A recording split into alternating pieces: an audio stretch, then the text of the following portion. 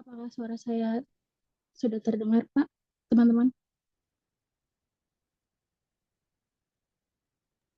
Udah, Ya, Mbak. sudah, Mbak. Ya.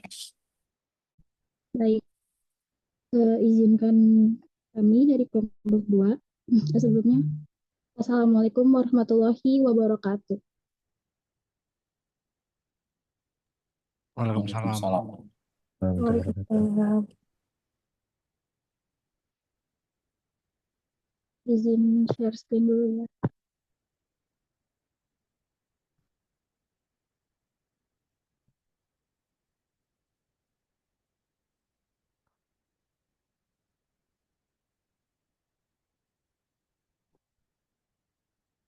Apakah sudah terlihat?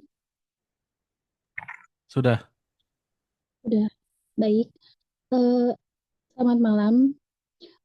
Izinkan kami dari kelompok 2 yang terdiri dari saya, Amazia Rafista. Yang kedua ada Mas Billy Putra Sanjaya. Dan yang ketiga ada Mas Utsman Abdul Hakim. Di sini kami akan membahas mengenai sistem pengendalian internal, program studi audit sistem informasi, yang dosennya diampu oleh Pak Ayatullah.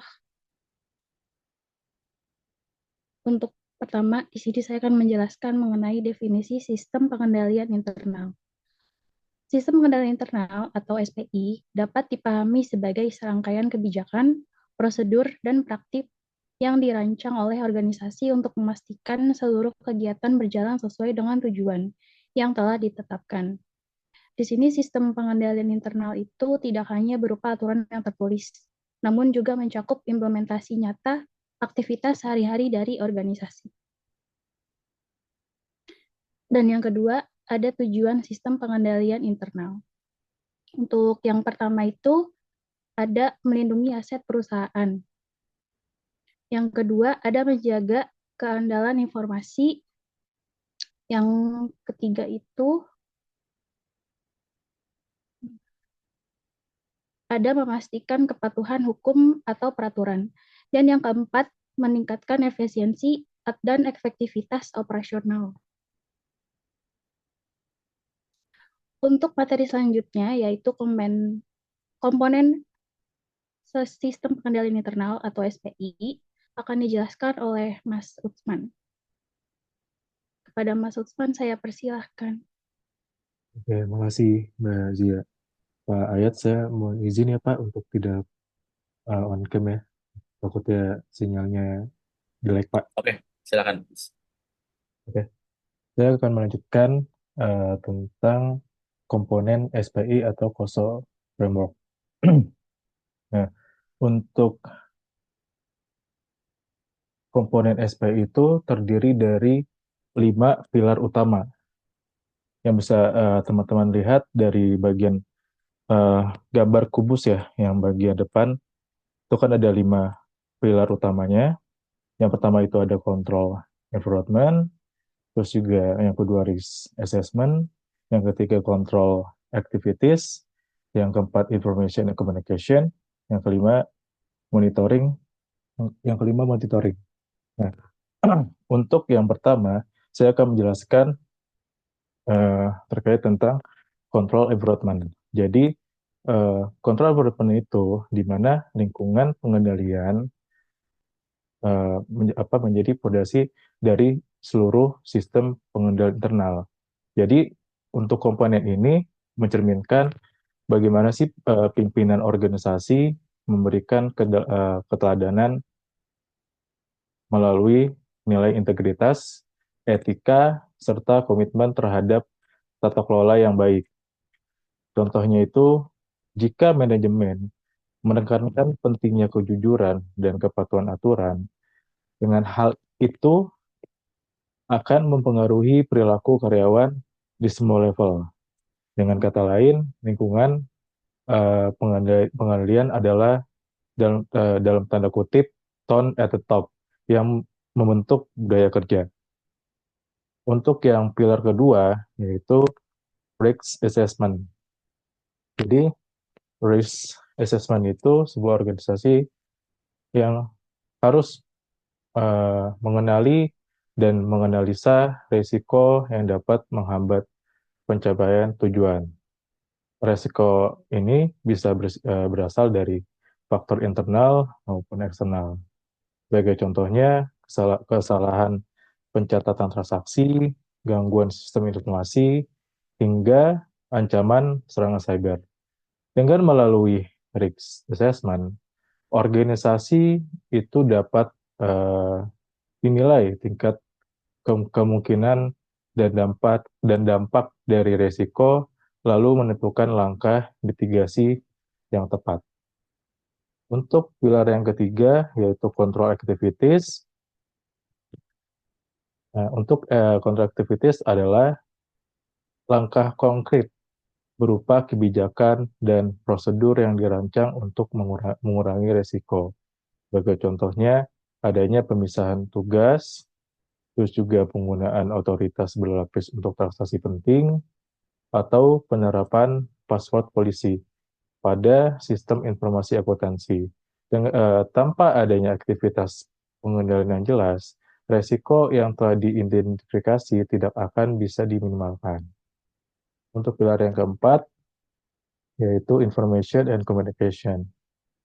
Nah, untuk komponen ini menekankan pentingnya informasi yang tepat, akurat, dan relevan agar semua pihak dalam organisasi dapat menjalankan tanggung jawabnya. Jadi informasi yang baik itu harus mengalir ke seluruh level organisasi, baik secara vertikal maupun horizontal. Sebagai contohnya, laporan audit internal atau notifikasi sistem yang memberikan peringatan atas anomali transaksi harus bisa diakses oleh pihak terkait dengan tepat waktu. Untuk pilar yang terakhir itu adalah monitoring. Jadi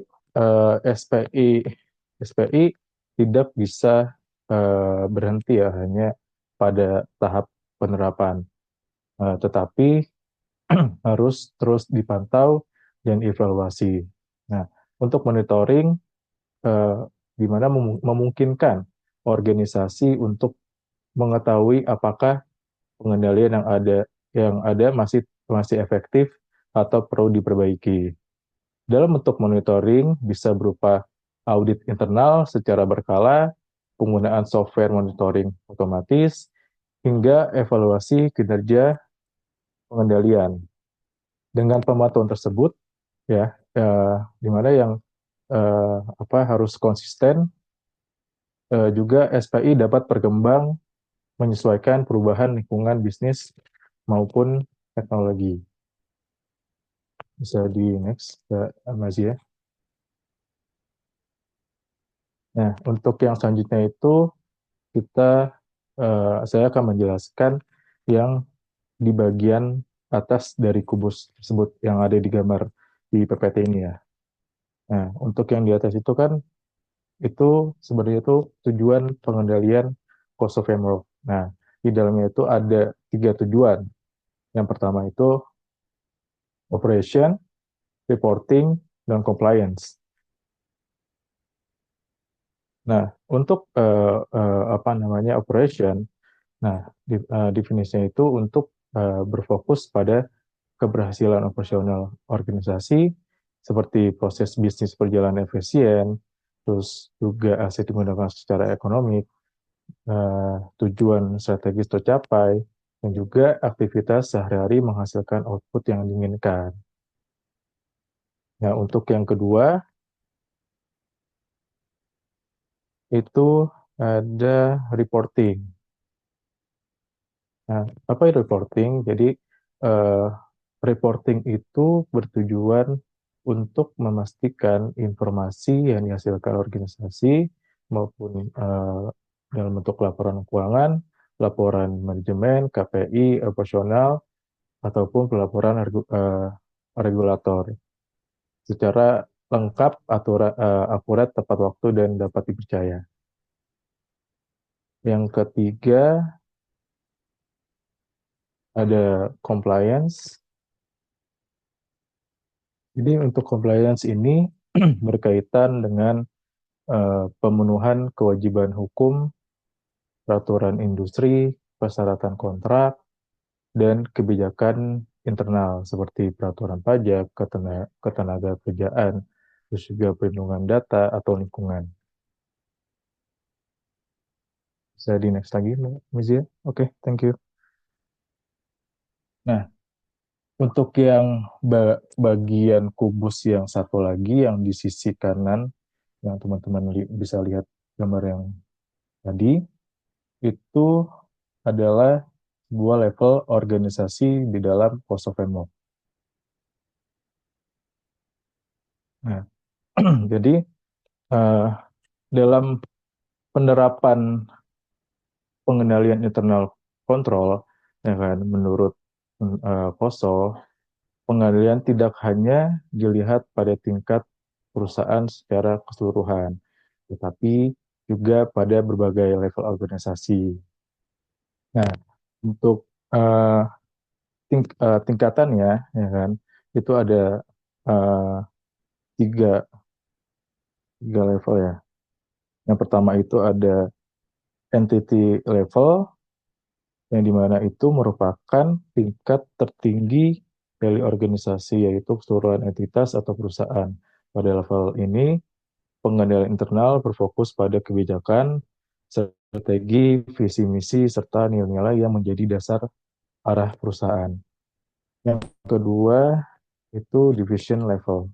Nah, maksudnya itu merupakan uh, tingkat organisasi yang lebih kecil dari entitas dan biasanya berupa unit business strategies atau divisi tertentu yang memiliki tanggung jawab spesifik dalam mencapai tujuan perusahaan.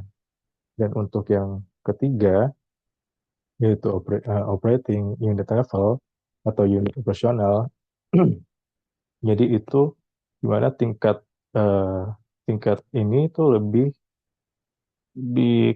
lebih ke unit operasional yang menjalankan aktivitas sehari-hari. Terus juga biasanya berupa cabang, pabrik, kantor wilayah atau unit bisnis yang beroperasi langsung melayani pelanggan atau produksi.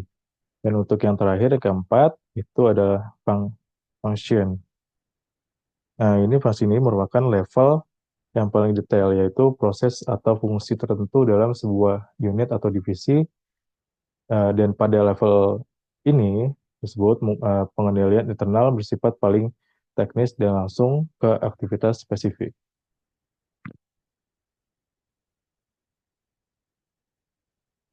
Untuk selanjutnya saya akan menjelaskan uh, tentang peran SPI dalam sistem informasi. Nah, dalam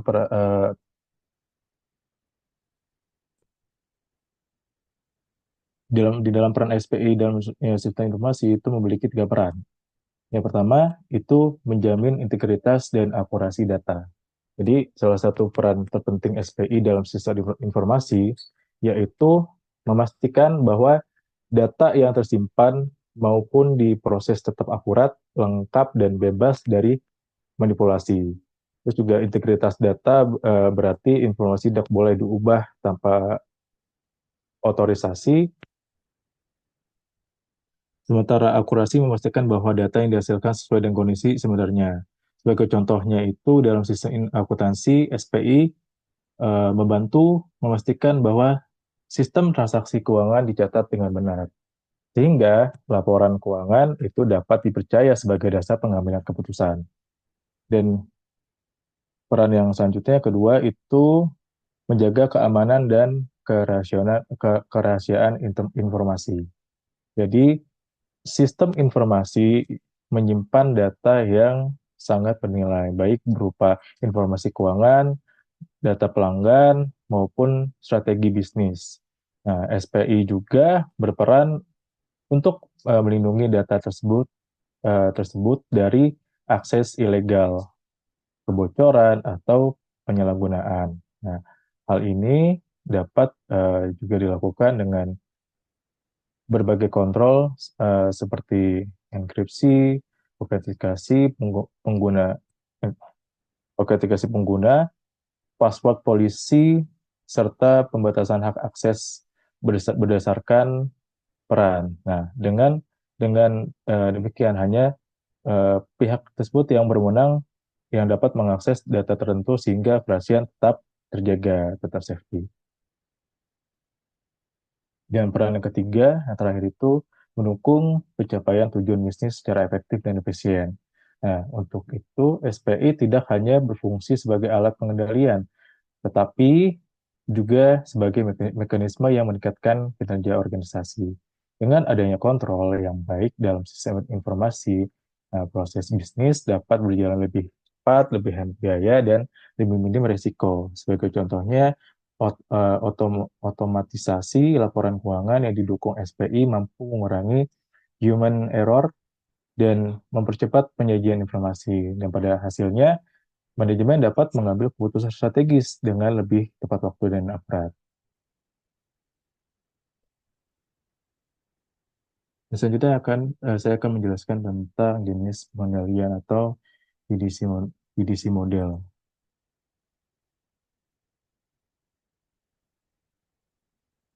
Di sini ada tiga jenis ya. Yang pertama preventive control, yang kedua detektif control, yang ketiga corrective control. Nah, dan di sini saya akan menjelaskan yang pertama dulu yaitu preventive control. Jadi preventive control itu suatu pengendalian yang dirancang untuk mencegah terjadinya kesalahan atau penyalahgunaan sejak awal. Nah, apa tujuannya? Yaitu menutup celah yang bisa dimanfaatkan untuk melakukan pelanggaran. Sebagai contoh, pengendalian ini adalah penggunaan otorisasi yang ketat, terus juga password yang kuat, sistem enkripsi atau firewall untuk melindungi jaringan. Terus juga dengan adanya kontrol preventif, organisasi dapat meminimalkan risiko terjadinya kecurangan maupun serangan dari luar. Untuk jenis yang kedua yaitu detective control atau pengendalian detektif, dengan maksudnya pencegahan yang sudah dilakukan itu ada kemungkinan kesalahan atau pelanggaran tetap terjadi. Oleh karena itu sangat diperlukan pengendalian detektif yang berfungsi untuk mendeteksi adanya penyimpangan atau aktivitas yang tidak wajar. Sebagai contohnya, penerapannya adalah audit log yang mencatat setiap aktivitas pengguna, sistem monitoring jaringan untuk mendeteksi serangan, serta laporan otomatis yang menunjukkan anomali dalam data. Dengan pengendalian ini, detektif kontrol, masalah dapat diidentifikasi lebih cepat sebelum menimbulkan kerugian besar. Untuk jenis yang terakhir itu ada corrective control, di mana pengendalian korektif. Pengendalian ini korektif berperan untuk memperbaiki agar sistem dapat kembali berjalan normal. Sebagai contohnya adalah melakukan restore data dari backup ketika datanya hilang atau rusak. Terus juga memperbaiki celah keamanan dengan patch system atau mengubah prosedur kerja agar kesalahan serupa tidak terulang. Nah, dengan adanya corrective control, organisasi bisa meminimalisir dampak kerugian sekaligus memperkuat sistem agar lebih tahan terhadap ancaman di masa depan. Boleh next lagi, Mbak. Selanjutnya, mengenai tentang audit sistem informasi. Apa itu audit sistem informasi? Jadi sebuah proses untuk menilai sejauh mana sistem teknologi informasi dalam sebuah organisasi dapat diandalkan, aman, juga efektif dalam mendukung tujuan bisnis. Nah, audit ini tidak hanya memeriksa aspek teknis, tapi juga bagaimana sistem informasi tersebut digunakan, dijaga, serta dikendalikan agar tetap sesuai dengan standar dan kebutuhan perusahaan. Nah, Di dalam audit sistem informasi itu ada 3 tahapan. Yang pertama itu perencanaan audit. Nah, untuk tahap pertama ini, kan, untuk menyusun rencana audit, yang dimana auditor menentukan ruang lingkup atau skop, terus juga tujuannya, serta penegakan audit yang akan dilakukan. Nah, untuk pada tahap tersebut juga dilakukan di identifikasi area berisiko tinggi yang perlu mendapat perhatian lebih, terus juga perencanaan yang baik penting agar audit dapat berjalan efisien, fokus, dan sesuai dengan prioritas organisasi. Untuk tahap yang kedua itu pengujian pengendalian. Nah, jadi untuk tahap yang kedua ini, di mana menguji apakah pengendalian yang diterapkan dalam sistem informasi itu berjalan sebagaimana mestinya. Sebagai contohnya, apakah kontrol akses pengguna sudah memadai, terus juga apakah password policy diterapkan dengan benar, atau apakah ada mekanisme backup data yang rutin dilakukan. Nah, jika pengendalian terbukti efektif, nah, jadi auditor akan lebih percaya bahwa risiko kesalahan atau penyalahgunaan bisa diminimalkan. Terus yang tahap ketiga itu pengujian substantif.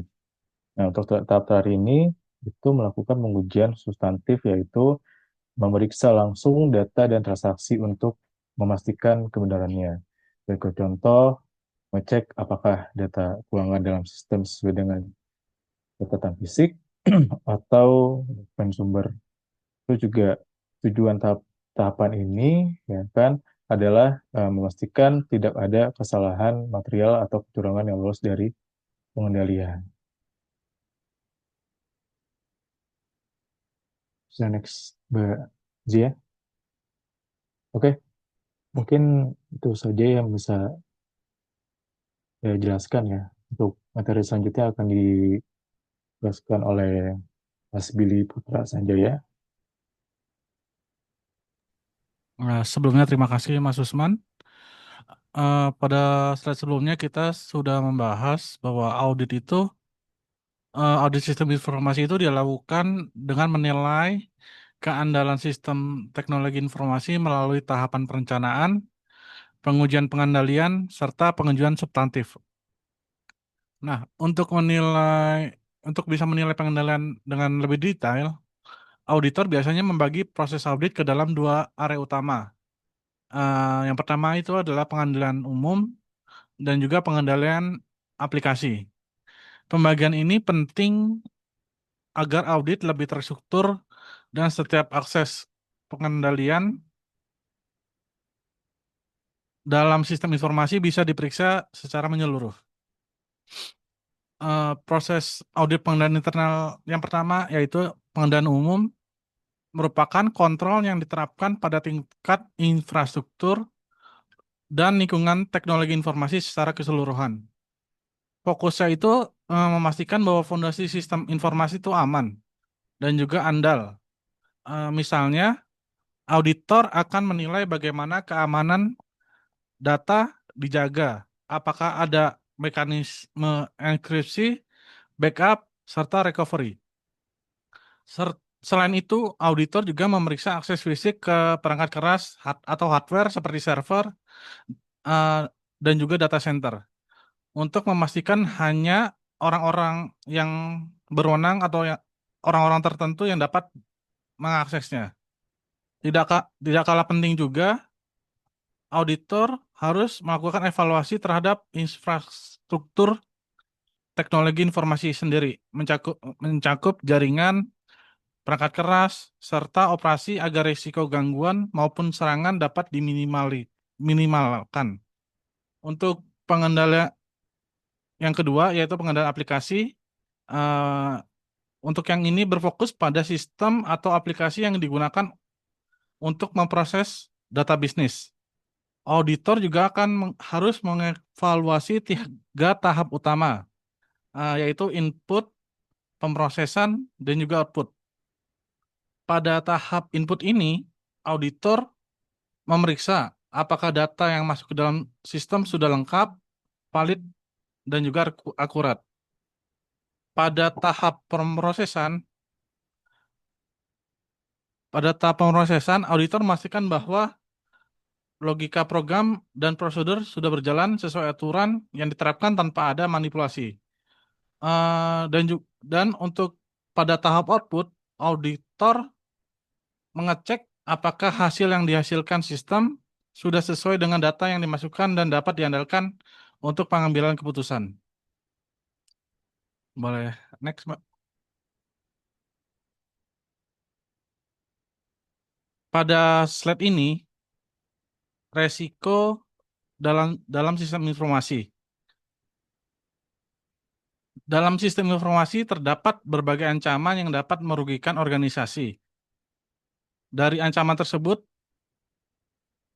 akan timbul resiko yang nyata, seperti kehilangan aset perusahaan, terganggunya kelancaran operasional, hingga rusaknya reputasi organisasi di mata publik maupun mitra bisnis.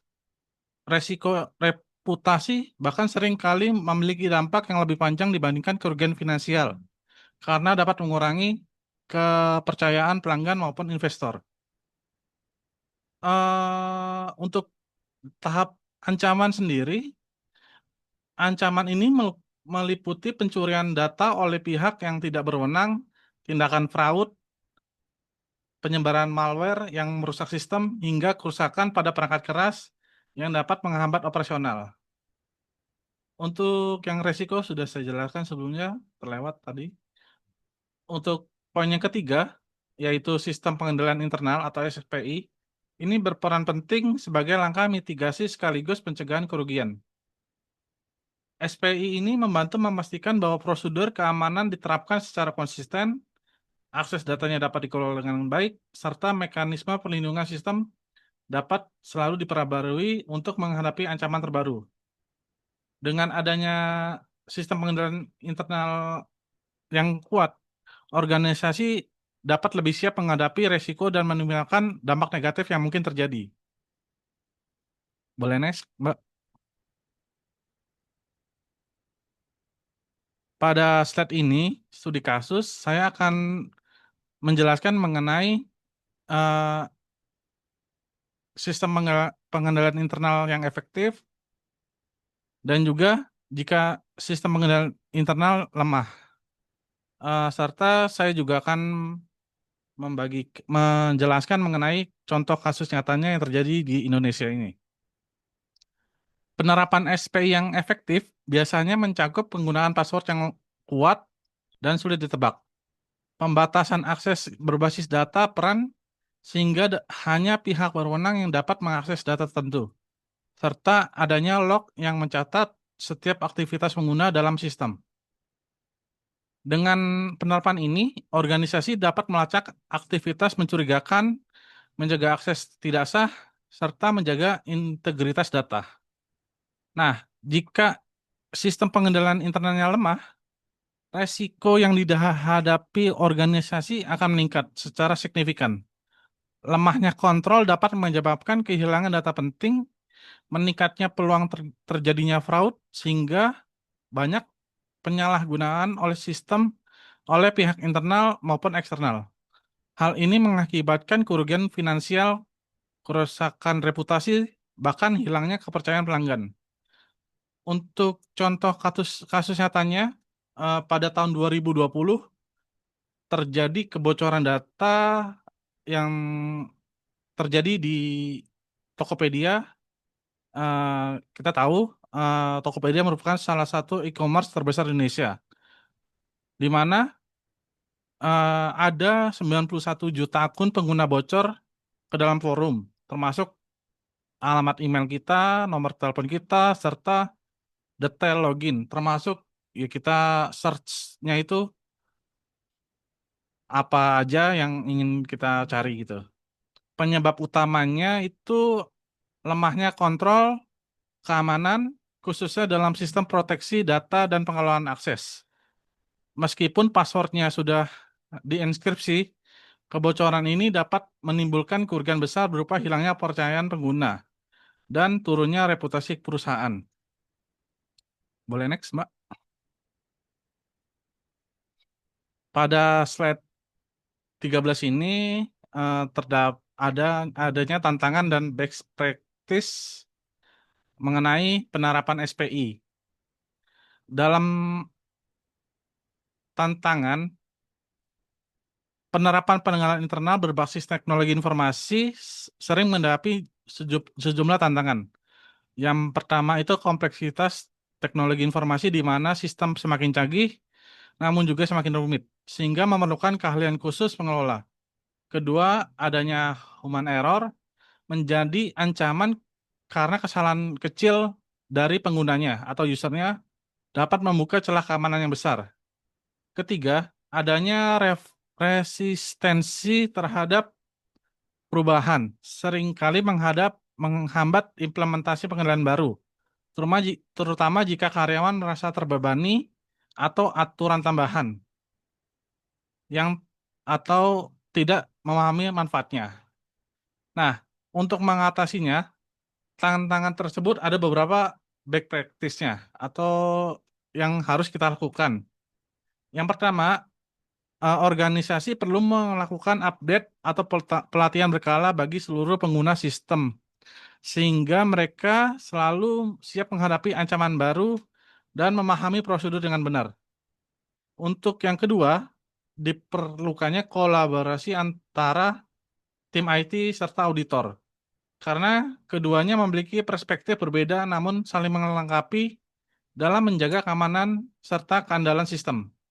Untuk yang terakhir, eh, peman- pemantauan berkelanjutan. Organisasi harus menerapkan pemantauan ini, yaitu tidak hanya mengandalkan audit secara periodik saja, tetapi juga harus memonitoring secara real time agar potensi masalah dapat segera terdeteksi sebelum menimbulkan kerugian. Bo- eh, Sekian dari saya. Untuk kesimpulan dan saran akan saya serahkan kepada Saudara Amaziah. Terima kasih.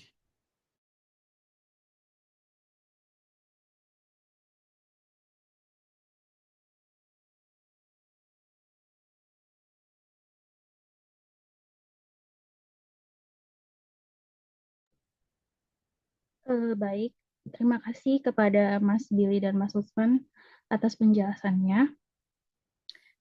Di sini saya akan membacakan kesimpulan dari penjelasan yang sudah disampaikan tentang sistem pengendalian internal. Yaitu bisa disimpulkan bahwa sistem pengendalian internal itu adalah fondasi utama dalam audit sistem informasi. Jadi, tanpa pengendalian yang baik itu, data bisa bocor, laporan bisa salah, dan sistem jadi rawan disalahgunakan. Kemudian, kalau pengendaliannya kuat itu, perusahaan bisa lebih aman, efisien, dan dipercaya.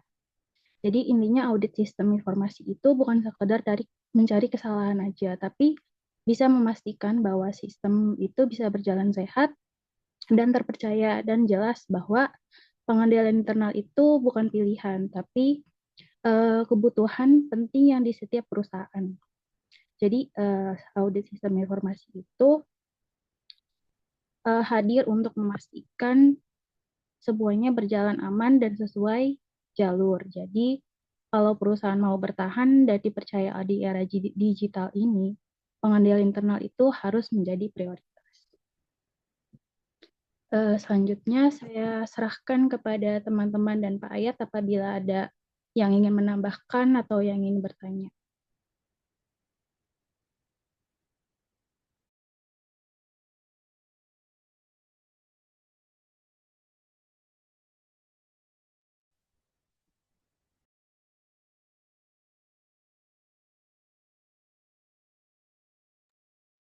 Untuk yang nggak bisa on mic atau ada gangguan, bisa bertanya lewat kolom chat atau ada yang bisa menambahkan juga bisa lewat kolom chat. Terima kasih.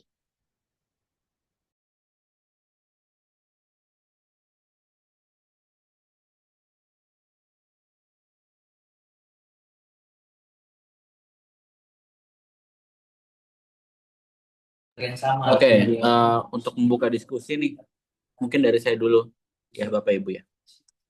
Oke, jadi sekarang itu kan Dari KOSO ya, tadi teman-teman menjelaskan mengenai KOSO ya, ada 5 kan ya. Menurut kelompok teman-teman nih, kira-kira terkait dengan kondisi saat ini yang perkembangan teknologi menjadi sangat eh, dinamis sekali ya. Kira-kira komponen mana yang paling rentan gitu dari KOSO itu, dan mungkin ada yang paling rentan dan kurang, yang paling sangat tidak rentan gitu misalnya. Mungkin bisa dijelaskan dari teman-teman kelompok 2.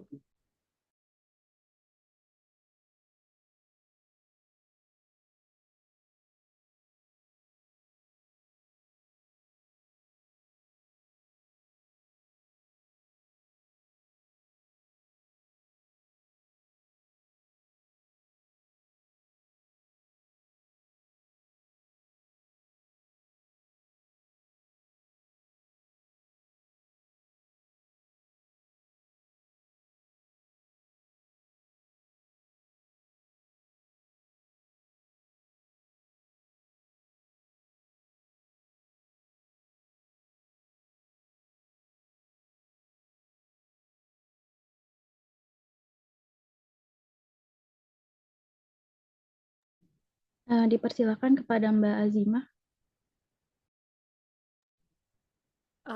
Terima kasih atas kesempatannya. Suara saya terdengar kan ya, Mbak? Terdengar, Mbak. Saya izin diskusi terkait sistem pengendalian internal dalam konteks perguruan tinggi.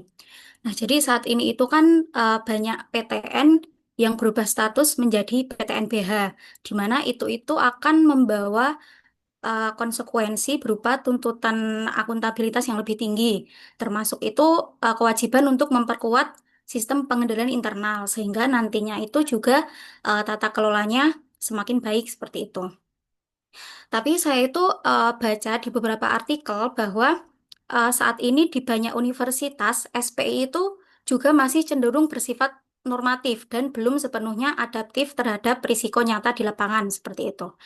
Nah, yang ingin saya tanyakan ke kelompok Mbak Amazia dan teman-teman, eh, apakah penguatan SPI di perguruan tinggi itu sebaiknya lebih difokuskan pada aspek regulasi kepatuhan agar selaras dengan SPIP atau aturan pemerintah, atau justru lebih difokuskan pada integrasi teknologi informasi sehingga lebih adaptif dan mampu menjawab tuntutan tata kelola yang lebih modern? Seperti itu, Mbak. Terima kasih.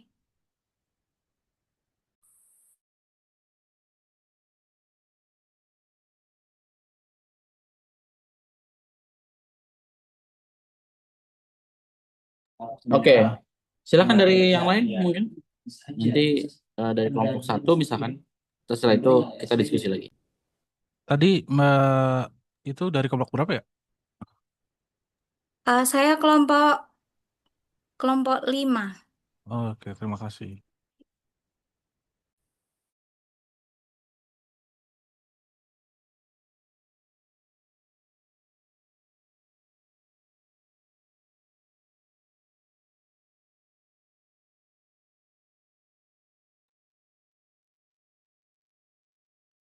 Nah, Pak Ayat, izin Pak Ayat, tadi Pak Ayat menanyakan ini ya, apa namanya, komponen mana yang paling rentan di dalam KOSO framework ya Pak?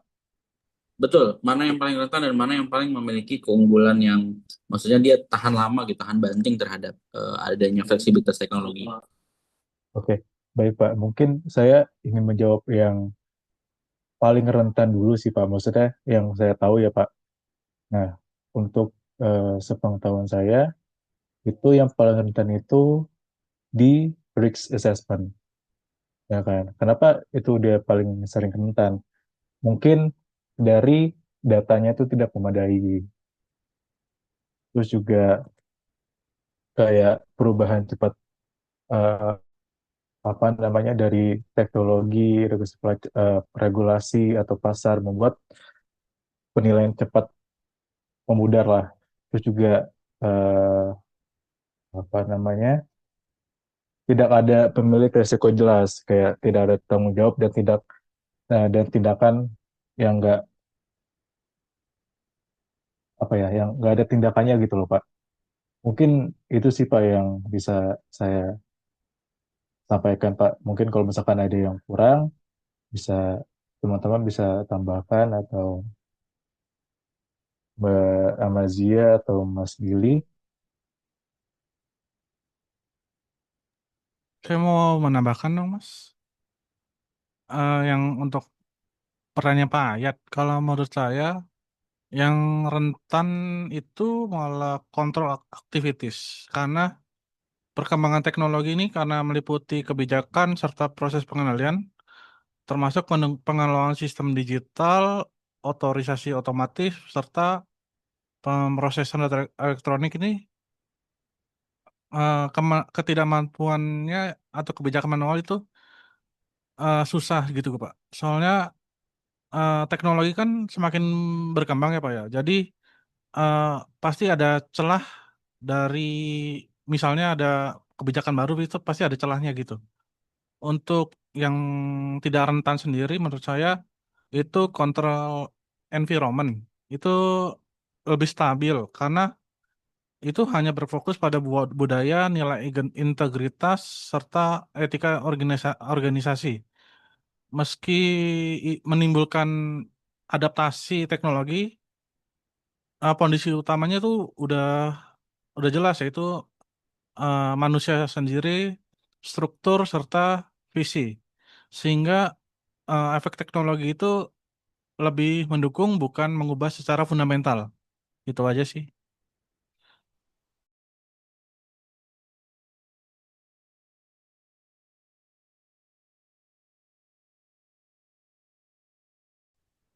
Pak Ayat, izin boleh menambahkan Pak.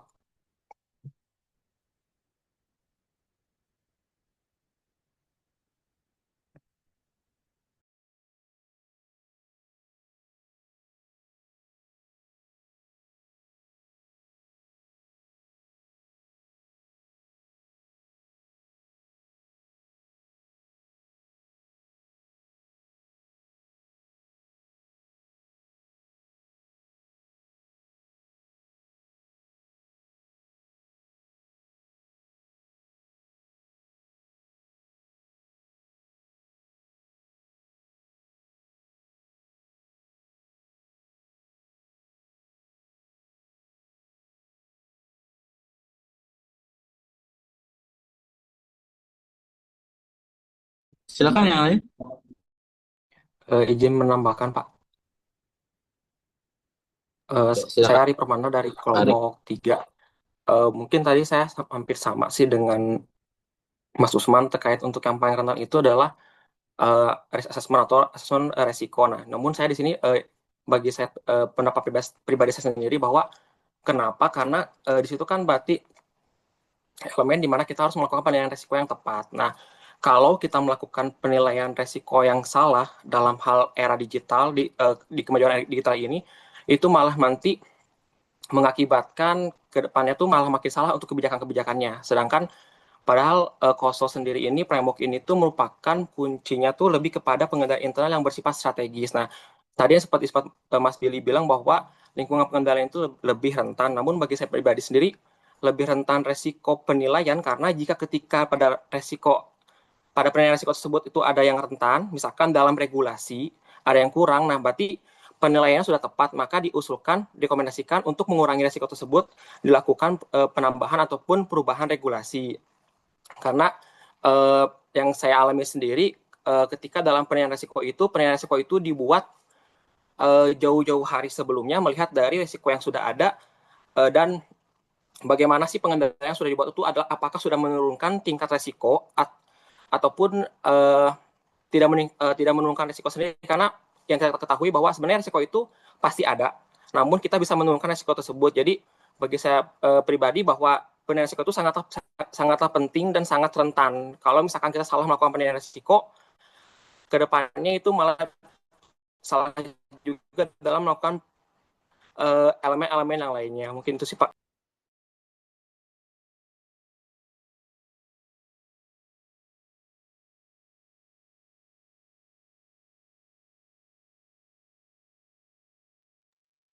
Izin bertanya kepada tim penyaji. Laila. Tadi kan sempat dibahas terkait tentang resiko dalam sistem informasi nih. Nah, sekarang tuh banyak kejadian seperti kehilangan aset atau gangguan operasi dan kerusakan reputasi itu dapat berdampak signifikan pada organisasi. Nah, izin bertanya nih kepada tim penyaji, bagaimana organisasi dapat mengembangkan dan menerapkan sistem pengendalian internal tersebut itu yang efektif untuk mengurangi resiko seperti yang saya sebutkan tadi, kehilangan aset atau gangguan operasi dan kerusakan reputasi dalam sistem informasi. Terima kasih. Baik, terima kasih Mbak Laila atas pertanyaannya.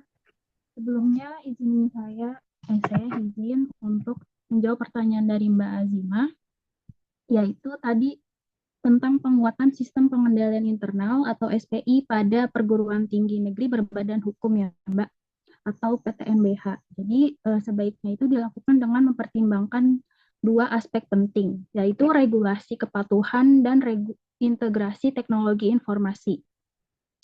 Nah, ada poin-poin yang perlu dipertimbangkan. Yang pertama itu ada regulasi kepatuhan. Di sini regulasi kepatuhan itu adalah penguatan SPI, yaitu penguatan sistem pengendalian internal harus selaras dengan standar pengendalian internal pemerintah atau SPIP dan aturan pemerintah lainnya. Jadi ini tuh penting untuk memastikan bahwa PTNBH itu mematuhi peraturan yang berlaku dan menghindari resiko ketidakpatutan. Nah, yang kedua itu ada integrasi teknologi informasi. Jadi di sini penggunaan teknologi informasi itu dapat meningkatkan efektivitas SPI dengan memungkinkan pemantauan dan pengawasan yang lebih real time. Jadi sini tuh integrasi teknologi informasi itu juga dapat membantu mengidentifikasi resiko lebih cepat dan meningkatkan kualitas pengambilan keputusan. Jadi untuk konteks PTNBH itu beberapa universitas telah melakukan restrukturisasi organisasi dan memperkuat SPI untuk meningkatkan akuntabilitas dan tata kelola. Jadi contohnya itu ada Universitas Sriwijaya telah melakukan transformasi menuju PTNBH dengan mempersiapkan 4 aspek penting. Yang pertama itu ada organ, yaitu pembentukan senat, akademik, dan majelis wali amanah. Yang kedua ada satker, yaitu penataan satuan kerja PTNBH. Yang ketiga ada tata kelola, yaitu penataan peraturan MWA, SA, dan rektor. Yang keempat itu ada SDM, yaitu penataan sumber daya manusia di PTNBH itu sendiri. Jadi dengan demikian itu penguatan SPI pada PTNBH itu sebaiknya dilakukan dengan mempertimbangkan kedua aspek tersebut dan melakukan restrukturisasi organisasi untuk meningkatkan akuntabilitas dan tata kelola. Dan integrasi teknologi informasi itu dapat menjadi salah satu strategi untuk meningkatkan efektivitas SPI dan menjawab tuntutan tata kelola modern. Apakah dapat menjawab, Mbak Azima? Terima kasih, Mbak Mazia. Terima kasih. Selanjutnya untuk pertanyaan yang Mbak Laila, apabila ada yang ingin menjawab dan menambahkan.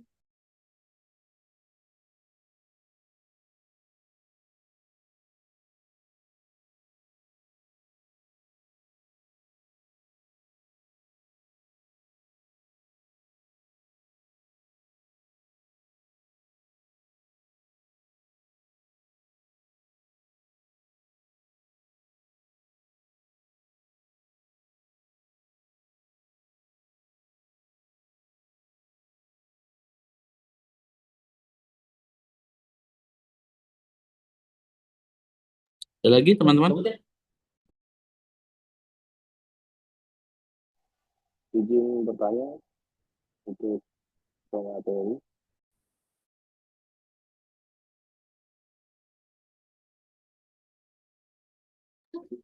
Apakah terdengar? Dengar Mas Fajar. Ya, terima kasih Mbak Amasia dan Mas Usman serta Mas Billy ya. Eh, saya Fajar dari kelompok satu ingin bertanya. Tadi sudah disampaikan kalau ada kalau nggak saya slide berapa tadi yang mengatakan bahwa Koso ciri-ciri Koso yang efektif kalau nggak salah. Nah, penerapan SPI yang efektif gitu ya. Eh, apakah ada indikator untuk apa ya yang sering digunakan indikator untuk mengatakan bahwa SPI itu efektif gitu? Apakah ada penilaian terhadap penerapan kursusnya atau seperti apa gitu? Itu aja sih. Terima kasih. Terima kasih Mas Fajar.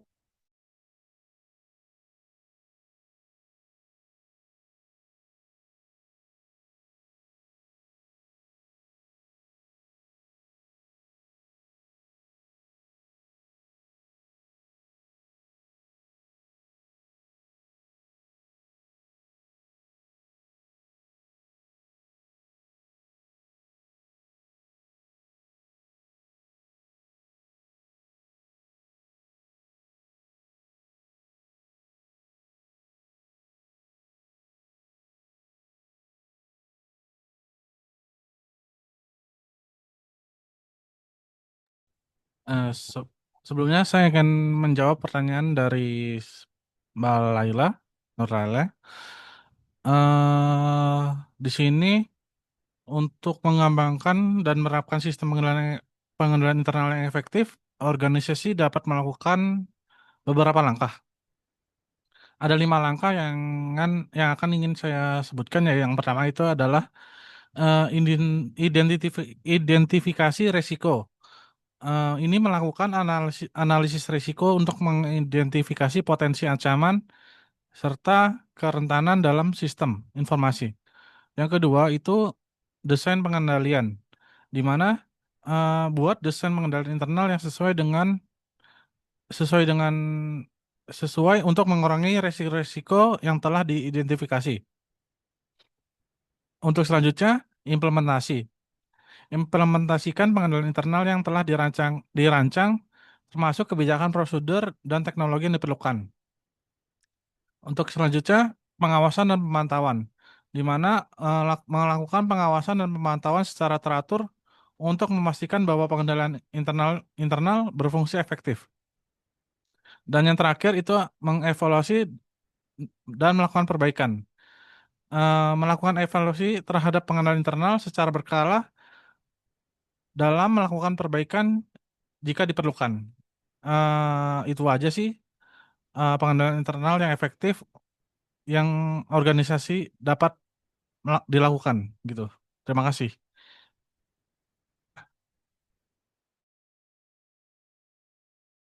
Apakah sudah terjawab?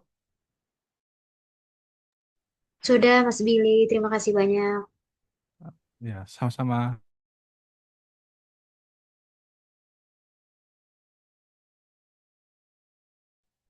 Izin Pak dan juga kelompok 2, izin bertanya mengenai SPI ini. Jadi apabila ada tim internal auditor gitu menemukan ada sebuah temuan gitu, namun manajemennya itu belum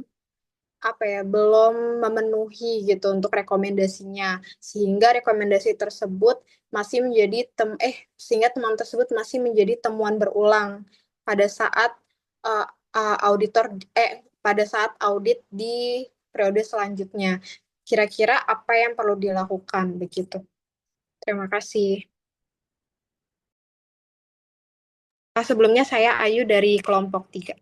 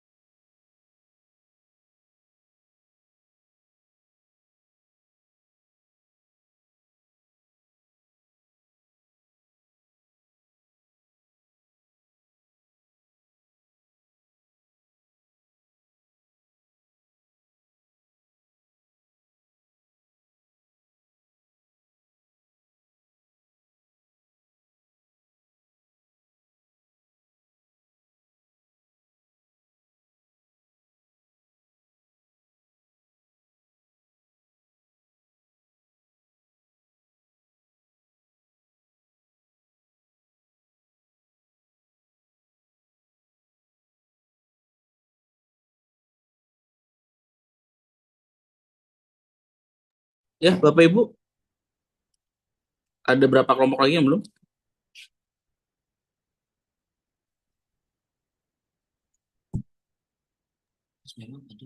Ya, eh, tadi saya izin ini ya untuk menjawab pertanyaan siapa tadi ya, Mbak Ayu ya.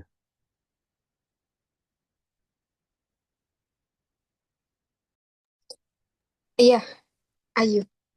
Ya, jadi pertanyaannya kan jika auditor internal menemukan kelemahan SPI, tapi manajemen tidak menindaklanjuti sehingga menjadi temuan berulang, apa yang seharusnya dilakukan? Nah, jika auditor internal itu menemukan kelemahan dalam sistem pengelolaan internal atau SPI dan manajemen tidak menindaklanjuti sehingga kelemahan tersebut menjadi temuan berulang, maka itu auditor internal memiliki tanggung jawab profesional untuk mengambil langkah yang lebih sesuai dengan standar auditor internal. Seperti misalnya tuh standar IIA, terus juga auditor tidak boleh berhenti pada hanya penyampaian terhadap rekomendasi, tetapi harus meningkatkan eskalasi temuan tersebut. Nah, untuk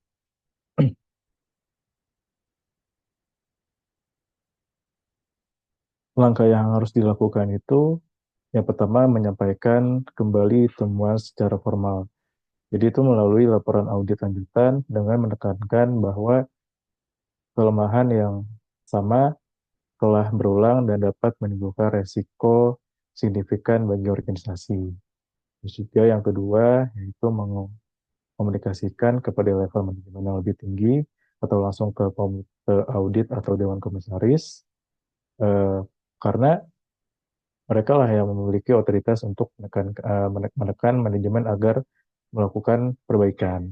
Itu juga yang ketiga, mendokumentasikan semua tindak lanjut dan respon manajemen dalam kertas kerja audit, di mana untuk menunjukkan bahwa auditor sudah menjalankan kewajibannya.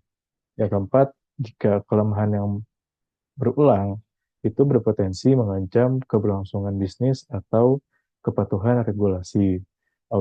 Jadi auditor internal itu perlu menekankan urgensinya dalam bentuk high risk finding agar mendapat perhatian khusus.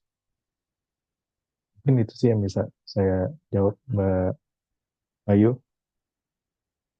Kalau misalkan memang ada yang kurang, teman-teman bisa menambahkan. Terima kasih. Terima kasih kelompok 2.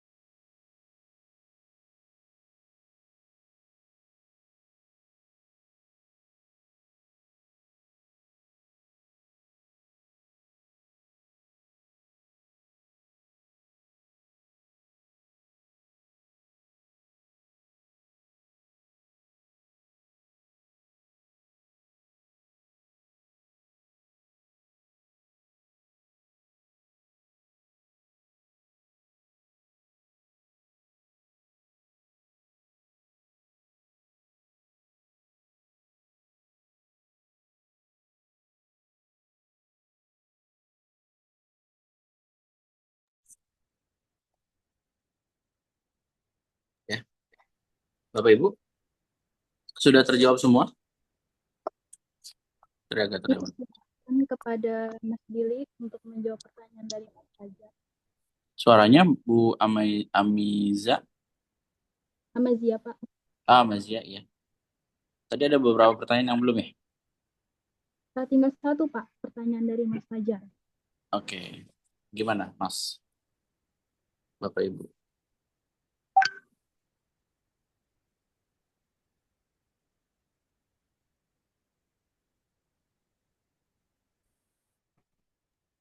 Di, si- eh, di sini saya akan menjawab pertanyaan dari Bapak Fajar, yaitu tadi pertanyaannya, apakah ada penilaian khusus terhadap COSO?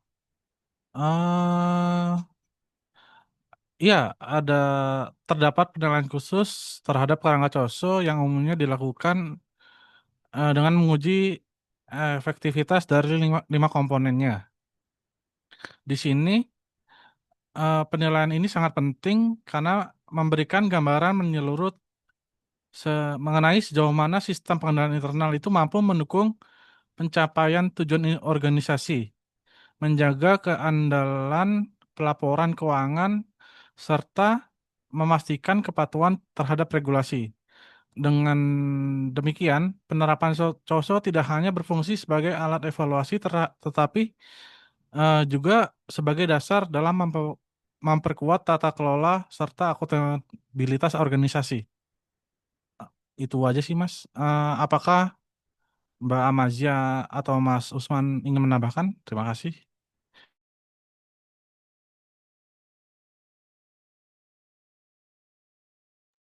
Mas Fajar, apakah jawabannya telah terjawab? Pertanyaannya telah terjawab? Baik, terima kasih Mas Billy dan tim. Baik, terima kasih Mas Fajar. Untuk pertanyaannya sudah terjawab semua, Pak.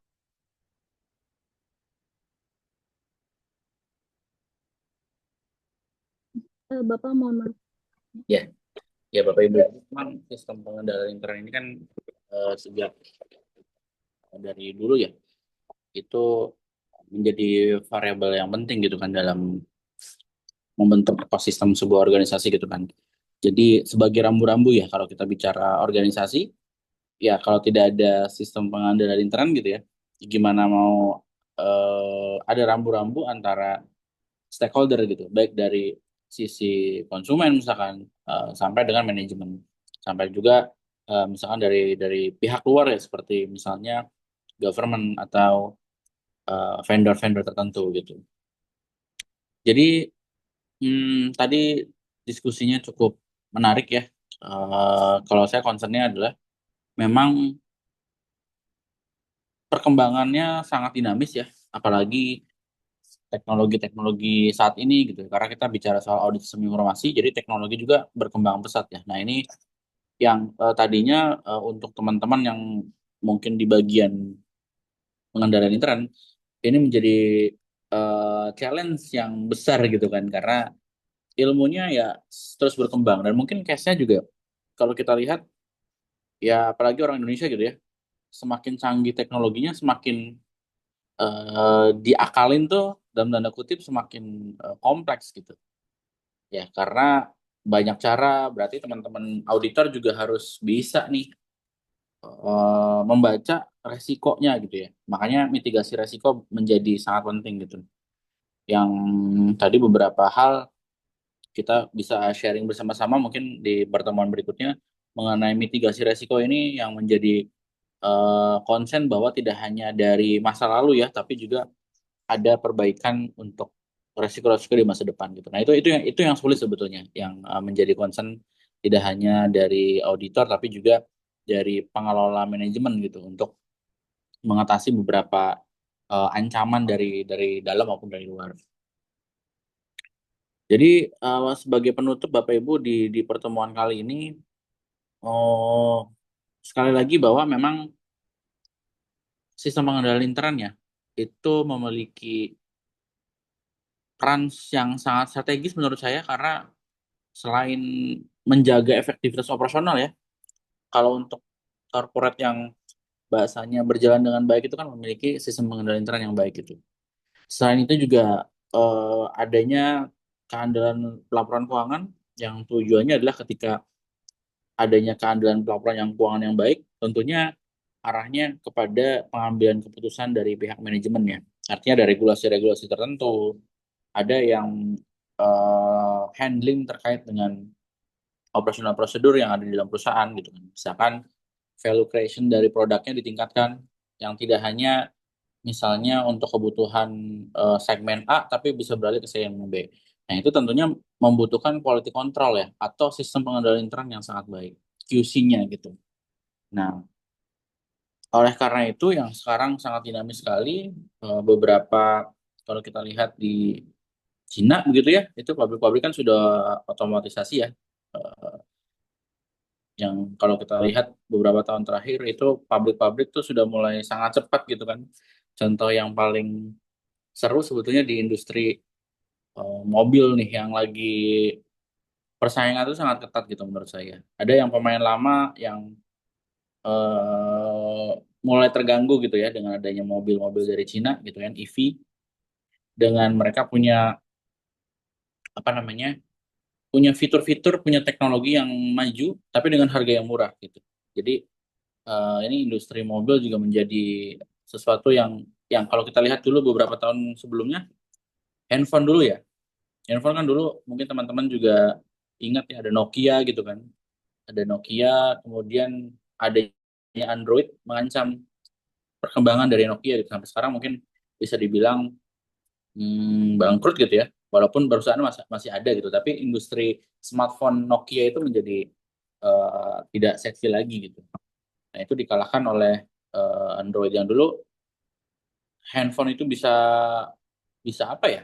Kalau dulu bisa untuk investasi jangka panjang gitu ya. Tapi kalau kita lihat sekarang kayaknya ya habis kita pakai gitu, entah rusak ya udah gitu. Nggak dipakai lagi. Nah, ini sepertinya saya melihat di industri kendaraan bermotor gitu ya, baik motor sih kayaknya belum terlalu signifikan ya, tapi di industri mobil ini sangat-sangat cepat sekali gitu teknologinya. Bahkan saya mungkin hampir nanti akan hampir sama dengan industri smartphone ya. Itu sangat dinamis perkembangannya, harga-harga EV kan turun dengan cepat ya. Udah ada fitur yang baru, tiba-tiba muncul produk-produk yang baru gitu yang lebih high tech sehingga harganya menjadi turun gitu. Nah, itu kan memerlukan quality control yang baik di perusahaan gitu. Dengan kemampuan produksi dan kemampuan untuk menyebarkan ke pangsa pasar. Dan terakhir mungkin soal ini ya, kepatuhan terhadap regulasi gitu. Ya, bahwa tidak bisa dimungkiri bahwa semua entitas yang ada di negara ya, baik misalkan Indonesia sendiri yang kita tinggali atau mungkin negara lain, pasti tidak lepas dari regulasi. Ya, paling gampangnya soal regulasi pajak gitu. Nah, kalau kita tidak punya sistem pengendalian intern yang baik, bisa jadi jebol tuh. Pajaknya ujung-ujungnya nanti diperiksa oleh kantor pajak gitu ya, yang merugikan tidak hanya perusahaan tapi juga stakeholder yang lain. Sehingga memang dengan banyaknya tadi tantangan, terutama tantangan dari stok teknologi gitu kan, resiko juga semakin kompleks ya teman-teman. Sehingga ya tadi sistem pengendalian intern itu menjadi kebutuhan yang sangat mendesak menurut saya. Supaya apa? Lagi-lagi supaya ada keberlangsungan ya sesuai dengan prinsip akuntansi ya, keberlangsungan perusahaan gitu. Ya, keberlangsungan perusahaan secara terus-menerus. Ya, makanya topik mengenai good governance lalu tata kelola itu menjadi ya bahasan yang sebetulnya tidak habis-habis, bahkan dinamis gitu ya. Karena kalau untuk tata kelola itu kan atau sistem pengendalian intern dia mengikuti perkembangan zaman gitu. Ya, berbeda dengan misalkan pelaporan keuangan walaupun sama ya, sama-sama mengikuti perkembangan zaman tapi tidak sedinamis konsep pengendalian intern. Karena kan kalau regulasi pelaporan keuangan kita menunggu dari regulasi YAI misalkan mengenai PSAK-nya gitu ya. Tapi kalau kita bicara pengendalian intern itu sangat dinamis sekali dan bisa jadi case setiap perusahaan walaupun dengan industri yang sama berbeda-beda begitu. Ya itu Bapak Ibu semua, Untuk penutup diskusi malam ini, saya pikir topik mengenai sistem pengendalian intern sudah sangat familiar di Bapak Ibu semua ya, khususnya memang dalam kaitannya yang sejak kita kuliah satu dulu ya, itu sangat erat kaitannya sekali gitu. Ya kita ketemu lagi minggu depan Bapak Ibu dengan topik yang berbeda, tapi nanti minggu depan insya Allah kita saya ada case, ada contoh kasus yang nanti akan kita bahas. Nanti sebelum kita mulai kita diskusi dulu mengenai kasus itu gitu ya, yang current isu. Jadi kita bedah topik di minggu depan. Nanti kita bersama-sama sebelum nanti ada presentasi. Itu saja mungkin dari saya, Bapak Ibu semua. Selamat beristirahat Bapak Ibu. Ya, sampai ketemu minggu depan. Saya tutup pertemuan hari ini ya. Terima kasih. Assalamualaikum warahmatullahi wabarakatuh. Mohon maaf Pak Yat. Ya, Pak, ya. ada Pak Untuk Utsman. minggu depan hari Senin berarti ada kelas Pak ya? Emang kenapa? Libur? Enggak, make sure aja Pak. Oh iya, iya. Hari Senin. Oke, Ya, baik, berarti jam 7 lagi Pak ya? ya seperti hari ini, Pak Utsman. Baik Pak, Ya, saya izin untuk foto ya Pak, boleh Pak? boleh, Headset, boleh, silakan. boleh teman-teman untuk on cam, sebentar.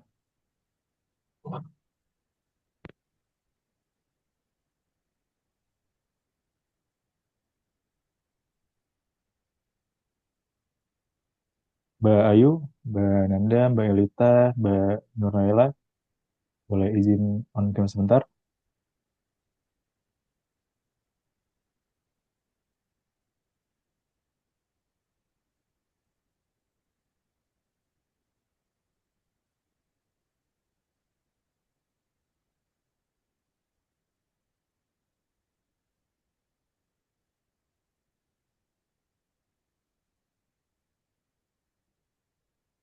Mbak Nanda,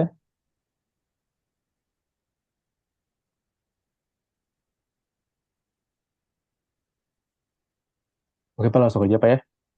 Ya, langsung aja, Mas. Oke, langsung aja, oke. Oke, saya hitung ya. 3, 2, 1. Oke, terima kasih banyak Pak Ayatullah untuk hari ini. Oke, terima kasih Bapak Ibu semua. Sampai jumpa minggu depan ya.